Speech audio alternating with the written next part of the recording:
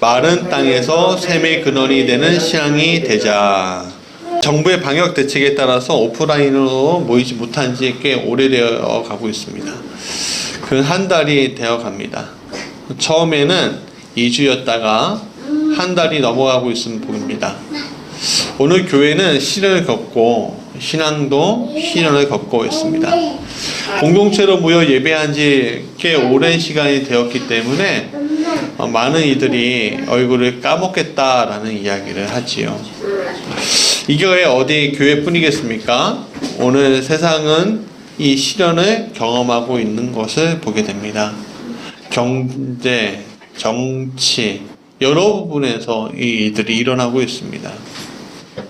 작은 바이러스 하나가 세계 경제, 정치 질서를 무너뜨리고 있습니다. 개인의 삶도 어지간히 어렵습니다. 시련도 이런 시련이 없을 정도로 우리 세대에서는 참 많이 힘들다라는 생각이 듭니다. 성경 속의 인물들도 현재를 살아가는 우리와 틀리지 않습니다. 그들도 힘들기 때문에 오늘을 잊고 살아가고 싶고 반복되는 삶 속에서 내일이 없는 절망적인 삶을 살아갈 수밖에 없는 현실에 처해져 있는 것을 우리는 성경을 통해서 자주 볼 수가 있습니다. 특히 오늘 이사야가 더 그렇습니다. 그러나 그들이 우리와 다른 것은 그러한 절망적인 삶 앞에서 그들은요 자신을 포기하기보다는 하나님을 찾았다라는 겁니다. 단 하나의 차이가 삶 전체를 또 공동체 전체를 바꾸는 역사를 하게 된다는 것입니다.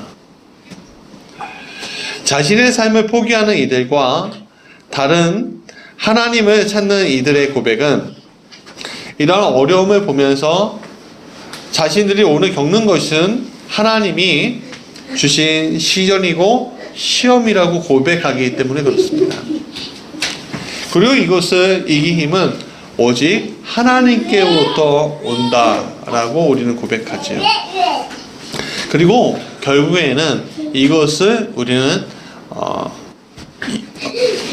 이겨내지요. 오늘 성경상의 이스라엘 백성들도 마찬가지입니다. 이스라엘은 바벨론 포로로 던져졌습니다.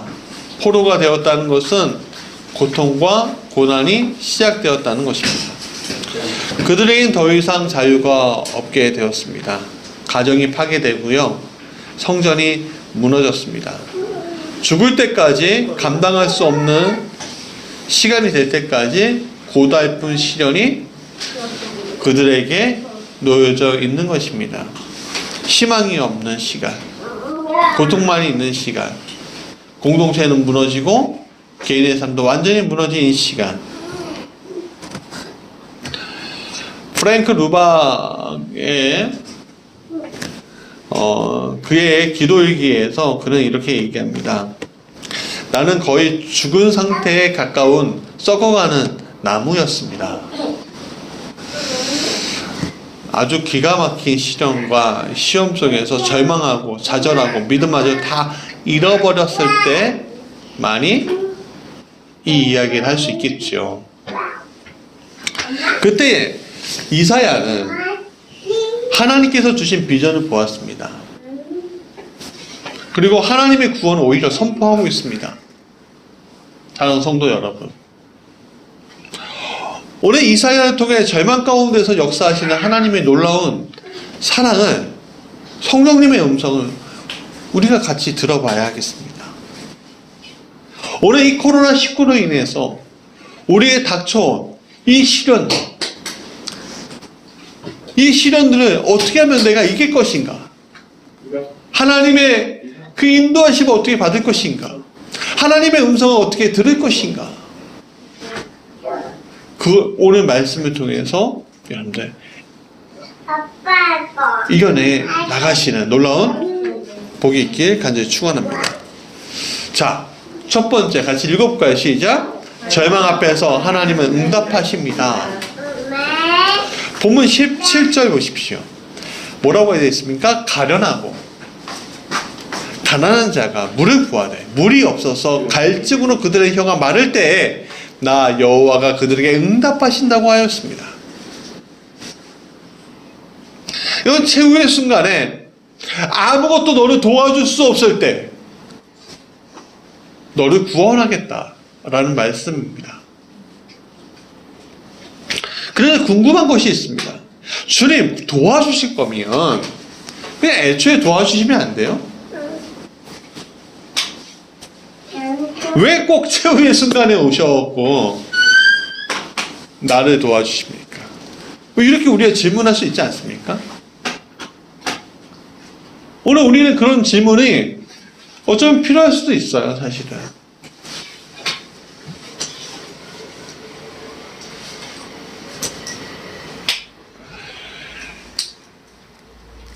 이것은 이런 뜻일까? 여러분 상상해 보십시오. 물이 없을 때, 갈증이 일으킬 때 생각나는 것이 무엇입니까? 내 가족이 생각이 날까요? 처자식들이 생각이 날까요? 아니면 내 금은보화가 생각이 날까요? 아니, 나의 비전, 나의 꿈 그런 것들이 생각이 날까요? 아니죠. 갈증이 날 때 오직 생각나는 것은 물밖에 없습니다. 다 필요 없습니다. 오직 물밖에는 생각나는 것이 없습니다. 거기에 우리의 포인트를 찾아야 합니다. 우리가 더 이상 아무것도 기대할 수 없을 만한 상황이 될 때, 영적으로 완전하게 굴복한 상황일 때, 그때 나 여호와만을 부를 때 내가 응답하겠다라고 주님 말씀하신다는 겁니다. 그리고 너희를 버리지 않고 너희를 구원하겠다는 겁니다.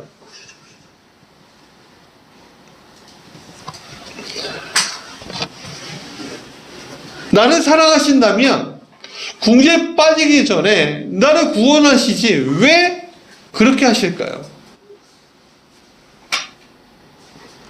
그런 분이 어떻게 사랑 많은 하나님이라고 이야기할 수 있을까요?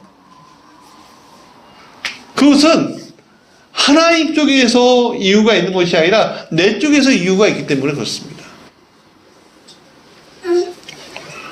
우리의 삶의 상태를 한번 보십시오. 우리의 삶의 상태는 굉장히 완악합니다. 하나님의 능력을 보험에도 불구하고 자꾸만 하나님의 능력을 부정하는데 우리의 모든 것을 쓰고 있는 것을 보게 됩니다. 모세와 대결했던 이집트의 바로 왕을 생각해 보십시오. 그에게 몇 번이고 찾아갔습니다. 하나님은 그에게 경고했습니다. 말을 들어라. 이스라엘 백성 보내줘라. 이스라엘 백성은 나에게 보내라. 들었어요? 안 들었어요? 안 들었죠. 그럴 때마다 재앙이 떨어집니다. 그럴 때마다 바로는 뭐합니까? 회개하지요. 그래도 안 듣습니다. 결국에 자기가 가장 소중하게 여긴 아들이 죽었을 때 정신 차립니다. 그래야 보내주죠. 오늘 우리의 상태가 그렇다는 겁니다.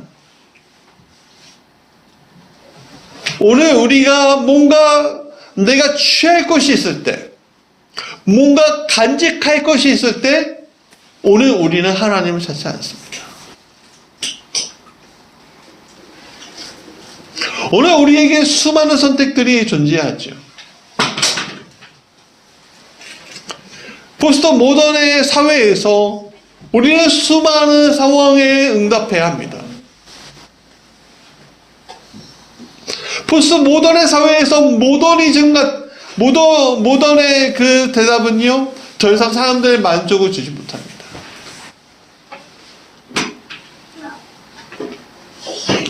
그러나 진리가 변합니까? 변하지 않습니다. 진리는 변하지 않는데 수많은 대답을 해줘야 합니다.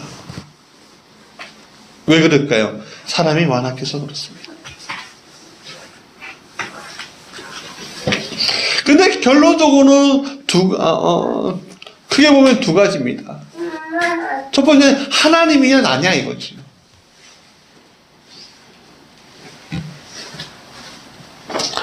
여러분, 우리가 어떤 일을 해결되었을 때 아니면 큰 복을 받았을 때 겉으로 하나님께 영광 돌린다 하지만 실제로 내가 했노라 의시되는 게 바로 인간입니다. 예전에 아이돌 스타, 굉장히 우리 세대, 우리보다 한 몇 살 더 많은 아이돌 스타가 있었습니다. 그는 교회 다니는 사람이었습니다. 알만한 사람이에요. 근데 그 인생이 난 교회 다녀요, 예수님 믿어요 하는 인생이 한순간에 무너지는 경우도 있었습니다.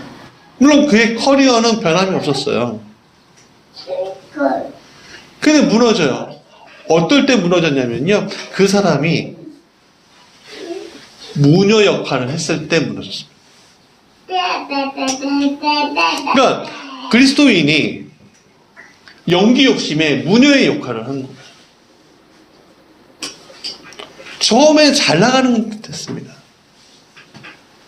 그래서 점차 망가지더라고요. 이혼하고요.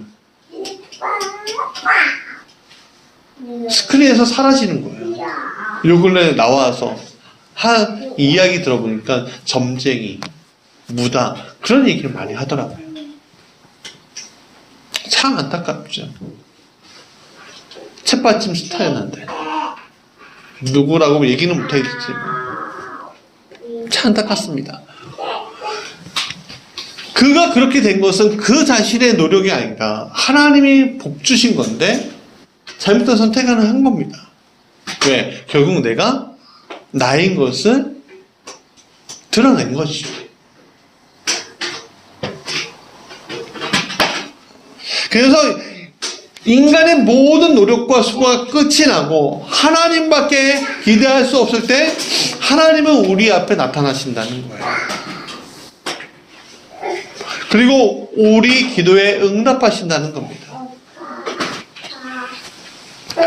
히브리 백성들이 애굽에서 노예 생활을 할 때였습니다. 그들에게 보이는 것은 절망과 고통이었습니다. 고된 노동으로 탄식할 때였습니다. 그들은 탄식하며 부르짖었습니다. 그때 하나님 그들의 조상 아브라함과 이삭과 야곱의 언약을 기억하시고 그들에게 모세를 보내시고 그들을 출애굽시키시고 결국 언약대로 젖과 꿀이 흐르는 땅 가나안으로 그들을 인도해 내주셨습니다. 언제요? 더 이상 자신들을 기대하지 못할 때. 여러분, 오늘 이스라엘 백성들처럼 가난하고 가난해서 물을 구하지만 갈증으로 혀가 마르십니까? 그때 우리 하나 방법이 있습니다. 하나님을 부르는 겁니다. 하나님은 우리를 잊지 않고 있습니다. 오늘 우리에게 더 없는 생수를 부어주시는 복을 우리에게 주신 우리 하나님, 그 하나님 우리가 부르짖어야 한다는 겁니다. 이번 코로나19 사태를 이길 힘은 사람의 노력 오케이 좋습니다. 그러나 이것을 이길 힘은 오직 하나님을 앞에 부르짖는 것밖에 없습니다. 개인의 방역 철저하게 해야죠. 인간이 할 수 있는 도리는 다 해야 합니다. 교회가 정부의 지침대로 정확하게 지켜줘야 합니다. 그러나 거기에 덧붙여서 해야 될 게, 아니 그 바탕이 먼저 돼야 될 게 뭐냐면 하나님께 부르짖는 겁니다. 하나님이 해결해 주셔야 합니다. 그게 오늘 우리의 신앙 고백이 되어야 합니다. 두 번째 같이 읽어볼까요? 시작. 시련과 시험의 끝에서 우리를 결코 버리지 않으셨던 하나님을 만나라. 시련이란 어떤 목적을 위해 고난을 겪고 연단을 받는 것을 의미하고요. 시험이란 어떤 문제 앞에서 테스트를 받는 것을 얘기합니다. 즉 어떤 잘못을 했거나 죄를 지어서 벌을 받는 것이 시련이 아닙니다. 시련과 다른 뜻으로 시험이란 말이 있지요. 이것은 유혹과 다른 것입니다. 테스트입니다. 우리의 믿음이 진짜인지 가짜인지 알아보는 것입니다. 사실 우리에게는 많은 거품이 있습니다. 과장된 것들이 많아서 항상 늘 착각 속에 삽니다. 그래서 하나님께서는 시험을 통해서 우리를 더 순수하게 만드시는 자리에 서게 됩니다. 그럼 하나님이 시험을 주시냐고요? 아니요. 하나님의 시험을 왜 우리에게 주시겠어요? 단지 잠시 참아주시는 겁니다. 시련과 시험을 통해서 하나님께서는 여러 가지 방법을 사용하십니다. 그중 한 방법이 환경입니다. 우리가 감당하기 어렵고 감당하지 못할 것 같은 환경을 만들어 주십니다. 허락해 주신다는 거죠. 또 하나의 질병은 질병입니다. 질병을 통해 시련을 주시고 시험도 하십니다. 실패도 있고 좌절도 있습니다. 그러나 이러한 시련과 시험은 궁극적으로 하나님께서 우리를 순결하고 깨끗하고 거룩하고 강하게 만들어 주시기 위한 방법임을 우리는 놓치지 말아야 합니다. 예수님을 보십시오.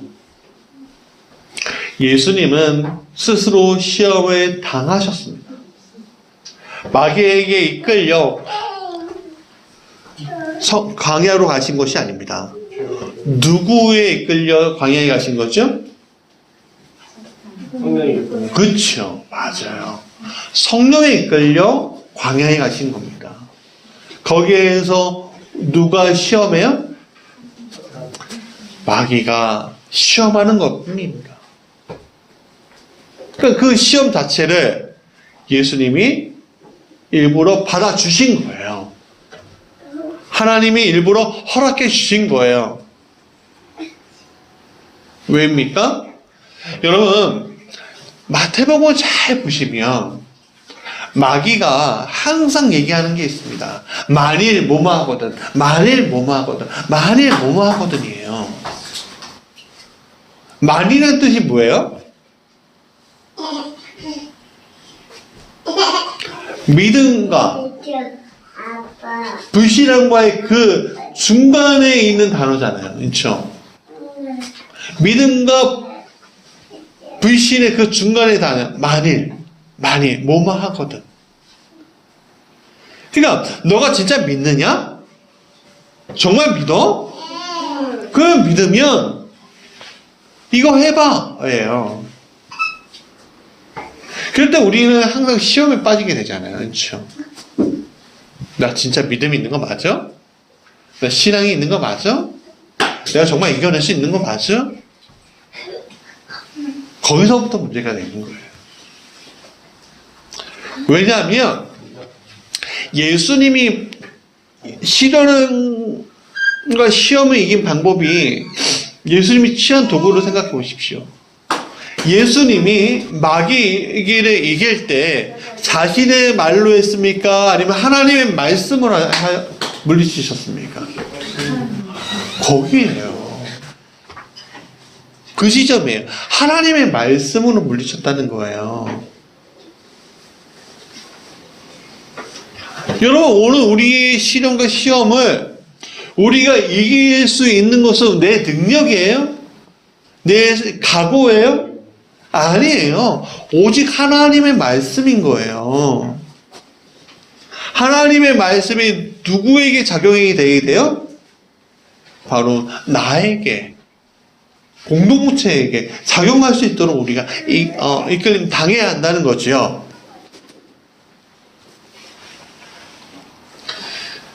말씀이 나에게 움직였을 때 우리는 드디어 순수하고 순결하고 거룩한 하나님이 쓰실 만한 제물이 되는 거예요.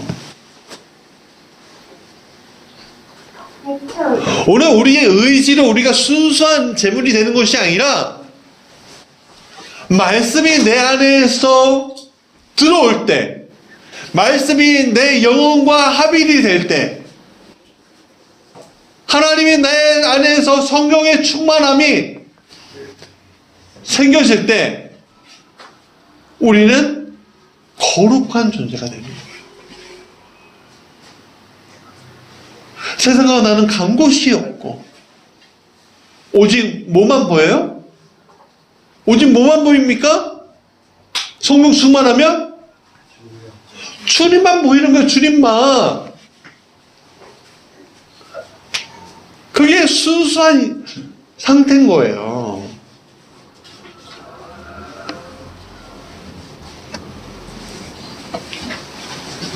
여러분, 시험과 시련의 특징이 있어요. 그 속에 있으면 끝이 없는 것 같고, 하나님께서 침묵하시는 것 같고, 하나님께서 나를 잊으신 것 같다는 거예요. 그래서 때로는 우리는 절망하게 되고, 때로는 낙심하게 되고, 때로는 포기하게 된다는 겁니다. 그러나 우리가 잊지 말아야 할 것이 있습니다. 뭐냐면, 그럼에도 불구하고 하나님께서 선택한 백성은 하나님께서 버리지 않으신다는 거예요. 우리를 택했어요. 택했단 말이에요. 그래서 하나님이 주신 시련과 시험은요, 죽을 것 같은데 안 죽어요. 망할 것 같은데 망하지 않습니다. 스스로 죽지 않는 한 망하거나 죽지 않습니다. 포기만 하지 않으면 돼요. 여러분, 시련과 시험, 여러분 아까 말씀드렸지만 내가 벌을 받는 게 아닙니다. 하나님께 더 가까이 가기 위한 도구일 뿐이에요. 그러니까 우리는 포기하지 말아야 돼요. 앞이 보이지 않고 모든 것이 다 막힐 때도 포기만 하지 않으면 우리는 승리할 수 있다는 겁니다. 왜? 누가 허락하신 거라서? 하나님이 허락하신 거라서.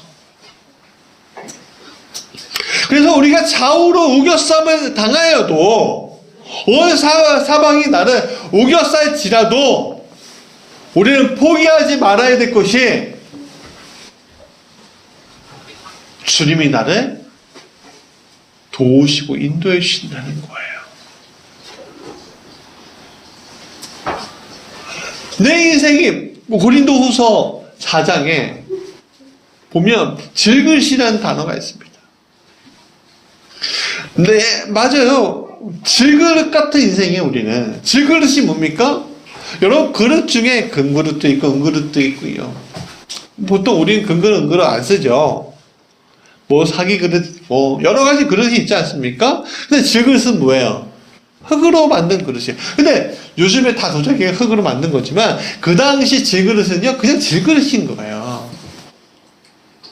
그냥 황토빛에 그냥 그 유향 바르고 뭐 기름 발라서 쓰는 거예요. 그냥 막 쓰는 거죠. 막 쓰는 거.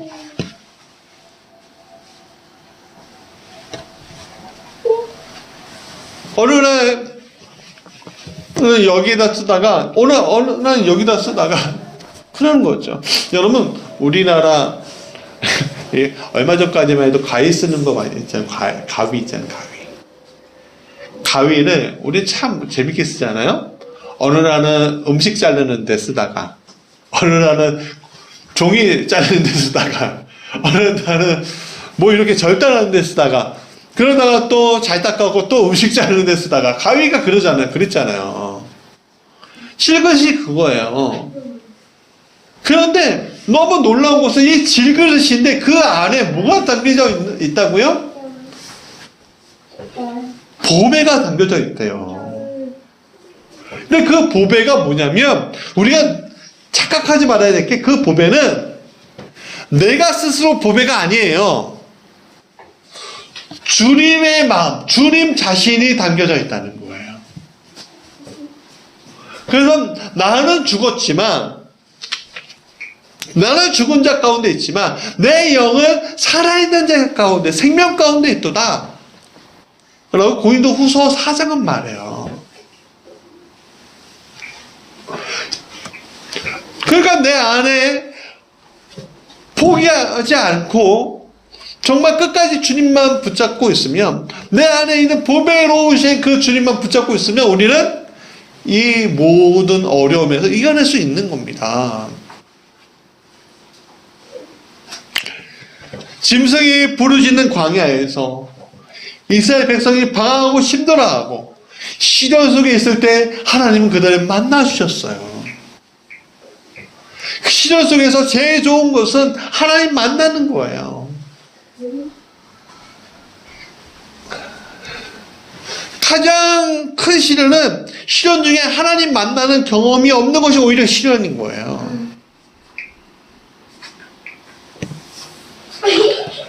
여러분, 하나님 만나시는 복이 있기를 축복합니다. 오늘 하나님 만나야 되는 거예요. 하나님 만나면요, 고통이 문제가 될까요? 죽음이 문제가 될까요? 하나님만 만날 수 있다면 모든 것이 해결됩니다. 하나님 만난다고 월세가 해결되는 거 아니에요. 하나님 만난다고 무슨 로또가 확 생기는 게 아니에요. 우리가 착각하는 것은 하나님 만나면 물질적인 문제가 해결될 거야. 가정에 대한 문제가 해결될 거야. 뭐가 해결될 거야. 그렇게 생각하는데 아니에요. 그거 아니에요. 하나님 만나는 것은. 하나님 만나는 것은 뭐예요? 내가 이 세상 가운데 이것을 이길 수 있는 평안을 얻는 거예요. 이길 수 있는 평안. 그 속에서 이겨지는 거예요. 마침내는. 물론 주님 만나면 병든 자가 일어납니다. 그렇죠? 죽은 자도 일어나요. 근데 궁극적인 목적은 뭐예요? 하나님 만나는 거예요. 평안을 얻는 거예요. 힘을 얻는 거예요. 그래서 하나님께서 17절에 뭐라고 합니까? 같이 읽어볼까요? 시작. 광야에서 만나시고 호위하시며 보호하시며 눈동자같이 지키셨도다 라고 얘기합니다. 이것을 여러분 경험하시기 바랍니다. 이것이 신앙입니다. 그래서 마태복음 6장 34절에 이렇게 얘기합니다. 그러므로 내일 일을 위하여 염려하지 말라. 내일 일은 내일 염려할 것이요 한낱 괴로움은 그날의 족하니라 라고 하시는 겁니다. 내일 거 염려해요? 월요일날 뭐가 있는데 걱정인데, 다가오지 않을 것에 대해서 걱정하지 마십시오. 예전에 한 대학교 신학교 때 한 교수님이 이런 얘기를 하는 거예요. 지금도 떠오르면서 그렇게 생각하는데, 약속 시간에 있는데 한 30분 늦게 떠래요. 그래서 서둘러 막 가고 있는데 마음이 너무 괴롭더래요. 답답하더래요. 왜? 30분 늦잖아요. 미안하잖아요. 근데 가다 보니까 자기 생각 1시간 정도 30분 늦고 1시간 정도 가야 하는데 이런 생각이 든다는 거예요. 내가 1시간 동안 왜 괴로워해야 하지? 그런 생각을 하더래요. 아니, 내가 늦는 거는 만약에 11시면 11시부터 30분간 괴로워하면 되잖아. 물론 빨리 가면서. 그럼 지금 이 시간은 내가 괴로워할 필요가 있어 없어요? 아직 늦은 게 아니잖아요. 그러니까 나는 아직 늦은 게 아니라 괴로워하지 말자는 거예요.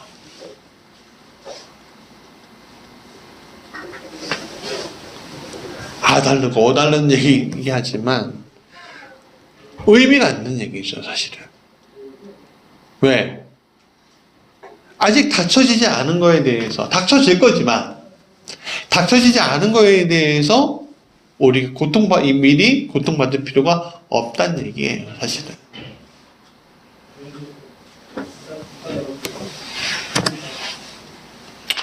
여러분, 독수리 새끼가 자라면 어미 독수리는 둥지의 집을 하나 뺀대요. 그러면 결국 둥지에는 뭐가 남아요? 아무것도 안 남고 독수리만 남겠지. 독수리 새끼만 남겠죠. 그리고 이렇게 민대요. 민대요. 그럼 이 독수리 새끼가 어떻게 합니까? 떨어지겠죠. 그거 떨어지면 어떡합니까? 자기가 날으려고 막 발버둥치는 돼요? 안 돼요? 안 돼요. 절벽 한 곳에 부딪히고 하다가 추락해서 죽겠죠.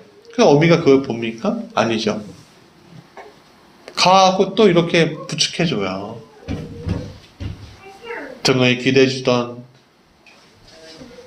다리를 붙잡던. 하여간 걔가 완전히 추락해서 죽지 않게끔 한단 말이에요. 그러다가 새끼가 어떻게 합니까? 나르죠. 나릅니다. 이처럼 하나님께서도 우리를 이렇게 훈련시키는 거예요. 독수리 새끼는 이게 시련이지만 결국은 날라야 되잖아요. 나르지 못하는 게 시련이지 나르는 게 시련이 아니잖아요. 훈련하는 게. 그러니까 하나님께서는 보호하시고 호위하시고 눈동자를 지켜주시지만 우리가 독수리 새끼가 날듯이 날게끔 만드시려고 하는 과정 가운데 우리를 놓으신 거예요. 그렇기 때문에 오늘 우리는 끝까지 우리가 하나님에 대한 믿음을 포기하지 말아야 될 것을 오늘 본문이 이야기해 주고 있는 겁니다. 자, 세 번째. 같이 읽고 시작. 시련과 시험 후에 하나님은 우리를 마른 땅의 샘 근원되게 하신다. 우리 18절 보죠. 18절에 뭐라고 했습니까? 같이 읽고 시작. 내가 헐벗은 산에 강을 내며 골짜기 가운데 샘이 되게 하며 광야에 죄송합니다. 광야로 못이 되게 하며 마른 땅으로 샘 근원이 되게 할 것이며 이 말씀은 하나님께서 환경을 바꿔주신다는 말씀이에요. 여러분 헐벗은 산이란 말은 벌거벗고 메마른 산을 의미합니다. 폐허가 된 산, 풀 한 포기, 나무 한 그루 없는 맹둥산이죠. 그런 산에 하나님께서는 강을 열어주신대요. 마른 골짜기에 샘이 나게 하신대요. 광야로 못이 나게 하시고요. 바짝 마른 땅에 샘의 근원을 만들게 될 것이라고 하셔요. 여러분 이것이 오늘 말씀의 비전인 거예요. 오늘 우리는 척박하고 절망적이고 소망 없는 자리에 서 있는지도 몰라요. 근데 그런 자리를 주님은 바꿔주시겠다는 거예요. 어느 때? 하나님의 때. 물론 인간이 알아야 몰라요. 몰라요. 모른단 말이에요. 우리 교회가 어느 순간에 엄청나게 부흥이 될지도 몰라요. 오늘은 몇 명 안 모였지만 다음 주에 다다음 주에 1년 후에 우리가 여기 모일 때는 꽉 차서 다른 데 가면 안 되나? 확장하면 안 되나? 그런 얘기하고 있을지도 몰라요. 물론 그게 목표는 거 아니에요, 우리는. 여러분 19절에서 이렇게 얘기해요. 내가 광야에는 백향목과 시딘나무와 화석류와 돌 감람나무를 심고 사막에는 잣나무와 소나무와 황양목을 함께 두리니 라고 얘기해요. 그러니까 18절에서는 환경을 바꾸시겠다고 얘기하고요. 19절에서는 축복을 말씀하시고 있는 거예요. 복을 말씀하고 있는 거예요. 황무지가 장미꽃으로 바뀌고 메마르고 버려진 땅이 물이 흐르는 기가 막힌 땅으로 변할 것이라고 얘기하고 있어요.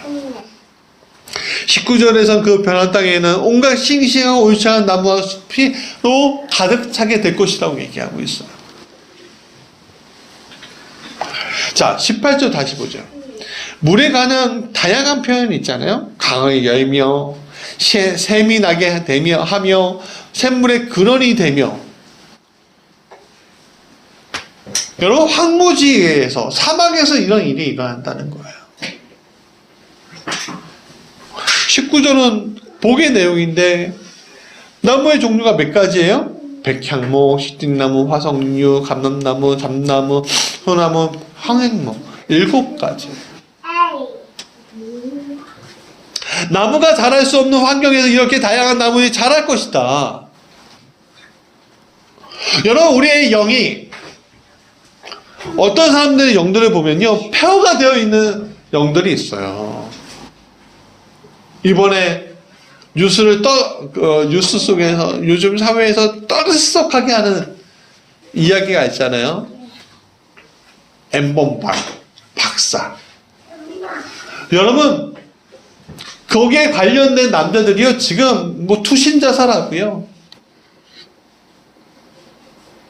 막 자수하고요, 난리 났대요. 10만 명이나 넘는데요.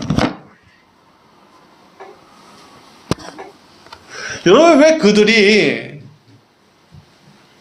또 그들에게 속은 그 어린 여학생들이 왜 이런 일들이 일어났을까요?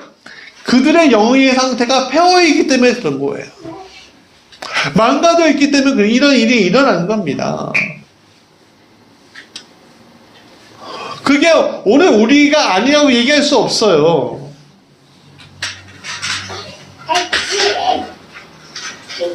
거짓된 것들로 꽉 차여져 있는 사회예요, 지금이. 내 마음이 하나님이 아니면 이걸로 채워져 있을 수도 있단 말이에요.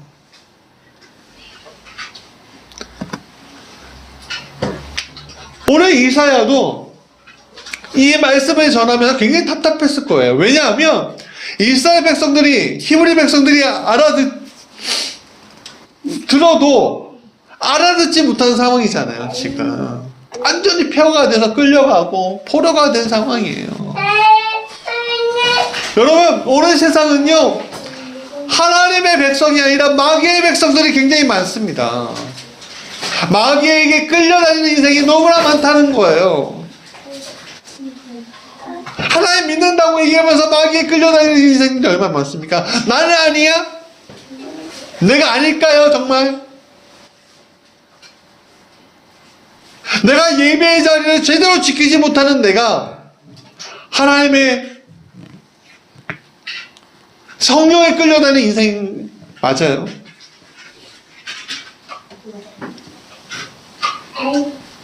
왜 우리는 진정 믿지 못할까요?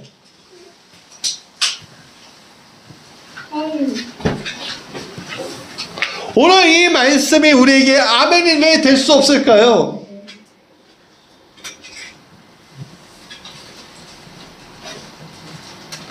우리에게 필요한 것이 있어요. 뭐예요? 믿음이에요, 믿음. 오늘 나를 여태까지 인도해 주셨던 그 하나님의 아버지의 그 사랑에 대한 그 믿음이 우리한테 있어야 한다는 거예요. 부모가 자녀를 끝까지 포기하지 않듯이 포기하지 않으시는 그 믿음, 그 믿음이 우리에게 필요한 겁니다. 오늘 사순절 기간, 저는 이 40일 동안 굉장히 삭막하고 답답한 현실 가운데 이 사순절을 보내고 있습니다. 아마 한국 교회의 역사상 큰 교회에서부터 작은 교회에 이르기까지 이렇게 삭막한 사순절은 처음일 거예요. 완전히 폐허잖아요. 더 이상 큰 교회가 더 이상 작은 교회가 설 자리가 없을 수도 있다. 라는 것을 보여주는 사건이라는 거죠. 그러면 이 사순절 기간 동안 우리가 무엇을 선택해야 될 것인가? 결국에는 하나밖에 없습니다. 바로 믿음이에요. 이 폐허가 되어버린 이 한국 교회, 아니 우리 가정에, 우리 사회에, 이 땅에 하나님이 다시 한번 일으켜 세우실 것이다. 이 모든 시련과 시험이 끝나고 나면 오히려 복될 것이다.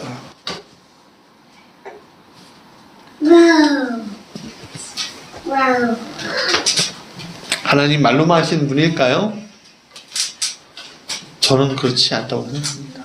왜냐하면 주님은 제 인생 가운데 들어오셔서 말로만 하신 것이 아니라 제 인생 자체를 바꿔주셨던 분이기 때문에요. 저는 이 고백의 바탕 가운데 저는 하나님을 포기할 수 없습니다. 여러분들의 신앙의 고백이 어디까지 와 있습니까? 진정한 믿음의 그 바탕 가운데 있으십니까? 지금 여기까지 도우신 분이 하나님이라는 것을 여러분 믿으신다면 오늘 우리를 일으키실 것이 바로 하나님이라는 것을 믿으시기 바랍니다. 우리를 다시 서게 할 것이 바로 하나님이신 것을 우리 믿어야 합니다. 그 끝까지 믿음을 지키신 여러분 되시길 간절히 축원합니다. 말씀의 결론이에요. 자, 결론적으로 우리가 그것을 보고 여호와의 손이 지으신 바요 이스라엘의 거룩한 이가 창조하신 바인 줄 알며 함께 헤아리며 깨달으리라라고 얘기합니다. 함께 헤아리며 깨달으리라라고 얘기합니다. 오늘 살기 어려운 우리에게 하나님 응답하시고 자신의 자녀라고 버리지 않으시며 우리를 많은 땅의 샘 근원이 되게 하시는 이유가 바로 여기 있는 겁니다. 함께 헤아리며 깨닫게 하기 위해서.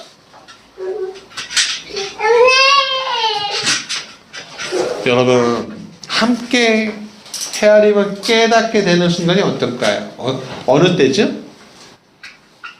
진행 중일 때 그게 깨달아질까요? 아니면 마무리가 될 때 지난 일을 바라보면서 그게 맞아, 하나님이 하셨지. 맞아, 이거 하나님이 하신 거야. 그렇게 될까요? 진행형이에요? 과거형이에요? 맞아요, 과거형이에요. 지금의 기준에서 과거형이 아니라 미래의 기준에서 지금 우리가 지금 겪고 있는 이 시점에서는 우리가 함께 하나님을 깨닫지 못하지만 미래의 한 시점에서 과거를 바라봤을 때 그게 되는 거예요.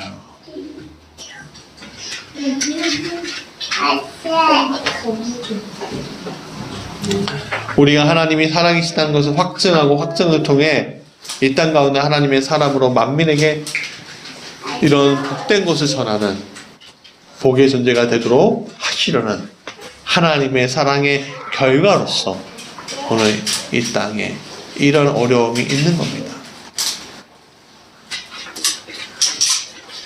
그 결과가 마른 땅에 강을 열어주고 마른 골짜기에 샘이 나고 강야로 못이 되며 바싹 마른 땅을 샘의 근원으로 만들어 주신다는 거예요.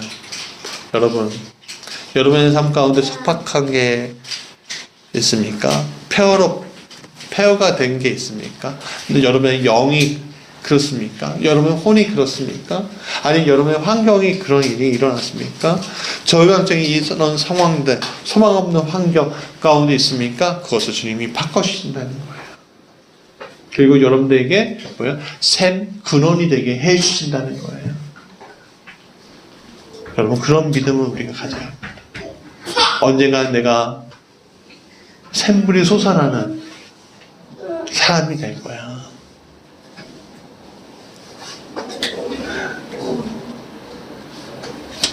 원천이라고 하죠, 원천. 원천이 뭐예요? 물길이 시작되는, 솟아오르는 시작점이 뭐지?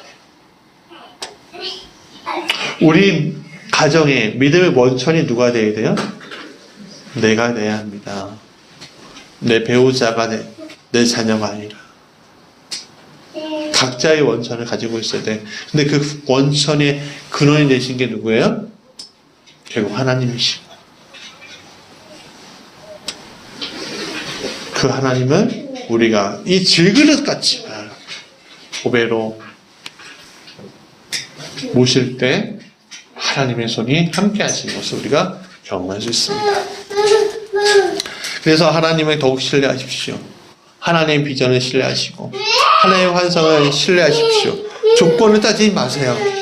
건강, 물질, 능력 따지지 마십시오. 시련과 연단을 견디시고 불신의 때를 벗고 잘못된 믿음과 생각과 간섭 습관을 버리고 전문같이 서시길 간절히 원합니다. 그게 믿음의 사람이죠. 오늘 본문 이사야 41장과 연결돼 42장 1절에 이렇게 선언합니다. 같이 읽어볼까요? 시작. 내가 붙드는 나의 종, 내 마음에 기뻐하는 나의 택한 사람을 보라. 내가 나의 신을 그에게 주었은즉 그가 이방에 공의를 베풀리라. 할렐루야입니다.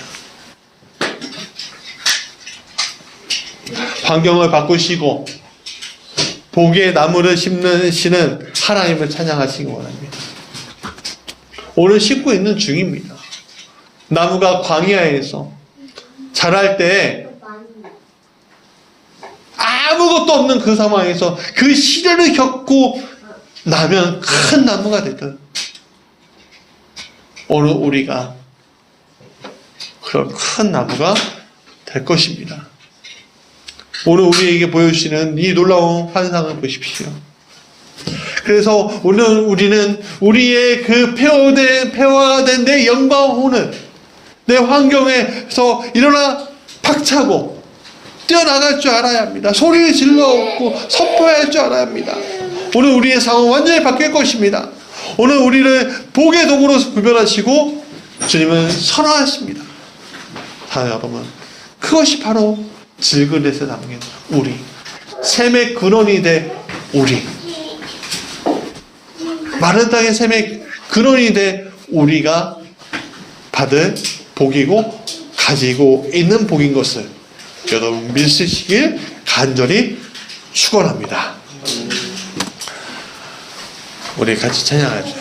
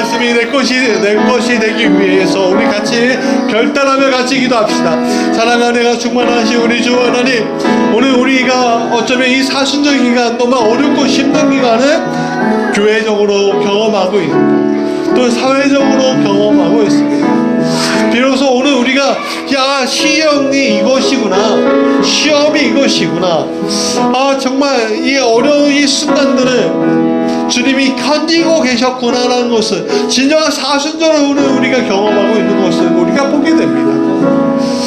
아버지, 그동안 우리가 사순절을 경험하는 동안 우리의 시련과 시험 속에서 경험한 적이 없었습니다. 하나님, 정말 감사합니다. 이런 일들이 우리에게 벌어질 수 있도록 하여 주신 것 너무나 감사합니다. 이제 종료줄이 다가옵니다.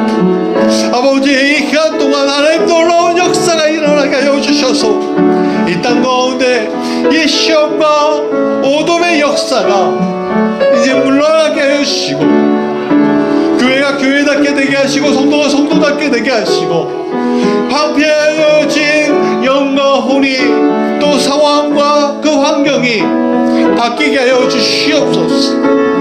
아버지, 그래서 종료주에 하나님 기쁨으로 주님 맞이하게 하시고, 아버지 부활의 주님을 다시 경험하게 하여 주시길 간절히 원합니다. 하나님이여, 아빠의 일을 위해서 도와주시고, 사경과 헤매는 이들을 위해서 아버지 붙잡아 주시옵소서. 오늘 수고에서 이들을 위해서 도우시고, 오늘도 답답한 가운데 주님 앞에 나오는 이들마다 함께하여 주시고, 비로소 독수리 날개 치는 믿음이 우리 안에서 역사하게 하여 주시길 간절히 원합니다. 예수 그리스도 이름으로 기도합니다. 아멘. 파송 찬송하겠습니다.